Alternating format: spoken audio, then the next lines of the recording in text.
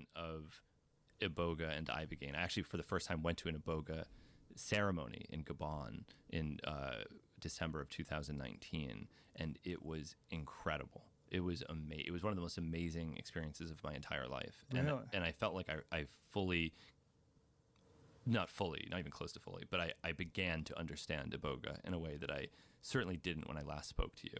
And a big part of those ceremonies, we often talk about these things in a pharmacologically reductionist terms, which is fine. I do it myself all the time. But a big part of the ceremony is fasting, sleep deprivation, various feats of endurance, dancing for 12 straight hours, continuous, extremely loud music, continuous socializing.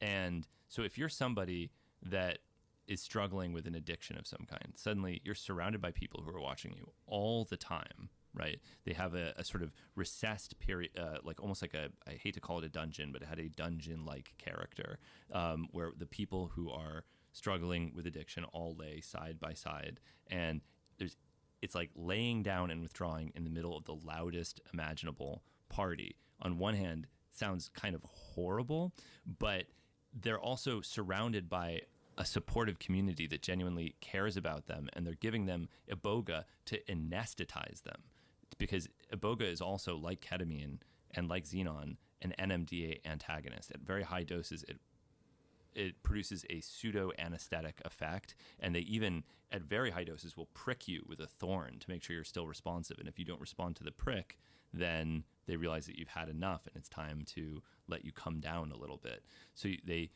put you into this state. You don't eat any food. All of the water that you drink is Iboga tea. So every sip of water has Ibogaine in it. Your body is inundated with Ibogaine with no food for 5 straight days. Jesus. So 5 straight days of dancing, drum playing, very little sleep. Children are doing it. Children? Babies are doing it. Babies. The elderly are doing it. The whole community does it. It's the most amazing celebration you could possibly imagine. And again, I'm not going to make any claims about the safety of this because I don't know, but I certainly met several people who had been doing it since they were an infant, who were college students, who were doing completely fine, who seemed socially functional and happy to be there. And what I learned about Iboga, I think a big part of it is, like, you're familiar with breatharianism. Do you know this idea? Yeah.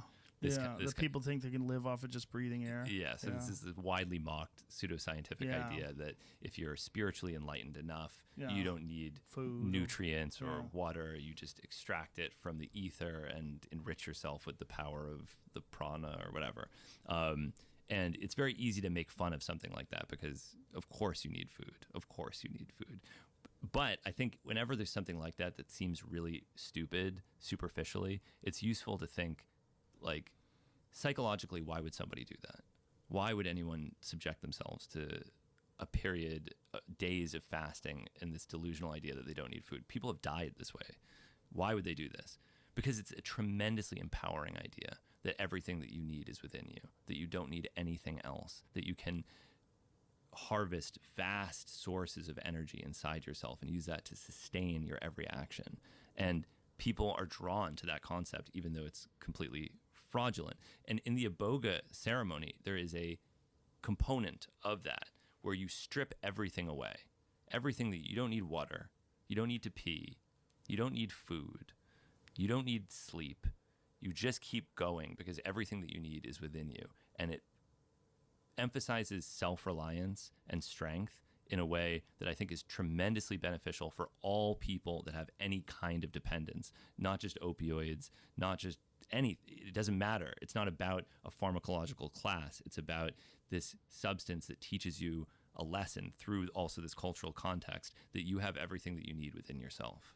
Wow. So during these 5 days, does it vary at all? I mean, do you ever get sleep? Do you eat you don't eat any food for 5 days? They did not eat any food. And then did you eat any food? I did, yeah. I didn't go all the way with it because it's amazing. I've never really fasted. I did just at the very end, and even that was amazing. It's like, getting a second wind when you're running, where you go through a period where you think, oh, this is insane. I can't, I'm going to die. I can't do this. And then you keep going, and suddenly there's this tremendous exhilaration in realizing that you're not going to die, and that in fact there are additional reserves within you, and that you can keep going and keep going. And I think that by tapping into that ceremonially, people leave this with a sense of strength that empowers them and allows them to live life without the dependencies that they had previously. So how many days did you do it for? I did low doses every night, and then on the final night I did what was probably a medium dose, and it was utterly extraordinary. What did you get out of it? I would say, and it's pharmacologically and chemically quite different from other psychedelics. I would say that it was the most logical I have ever felt in my entire life. I truly felt that I was seeing myself like an outside observer without any kind of emotional attachments, and I could understand the way that I had distorted various things, and I could understand frameworks of justifications and delusions in such a way as to understand my own behavior, forgive myself for it, and correct it in the future. And in the wake of that experience, I did make changes to my life, and I do feel better as a result of it. Suffering. Wow. And to find benefit in it. I mean, I think that's even, there's a lot of Christian iconography in these ceremonies, even though this is in Central West Africa.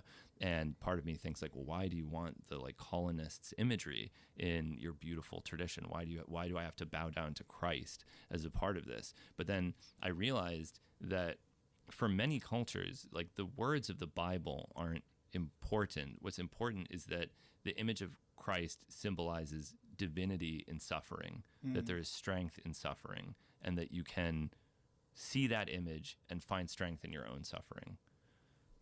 And that out of that suffering, you get wisdom and growth. Yeah.